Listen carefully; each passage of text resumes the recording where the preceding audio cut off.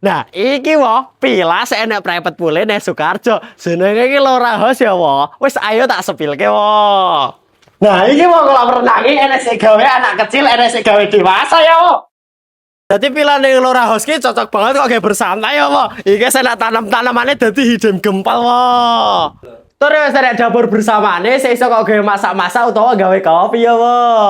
Nah, iki wo kamar seneng Lora House gena kasure pinukpul-mukpul ora bakal ambrol. Lah para ya sadupul honeymoonmu wis karo delok kolam-kolam kuwi turune ngene karo delok kolam wo.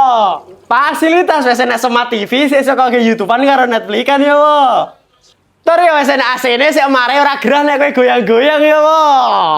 Nang kene barang ya wis enek kulkase dadi iso kok nyimpen-nyimpen panganan-panganan ya wo karo wedang-wedangmu wo. Iki wis tersedia mie, energen, wis apa-apa iki kopi-kopi, teko elektrik. Wis ada wis stapel, iso kok sikatan karo ngilu ning kene ya, wo.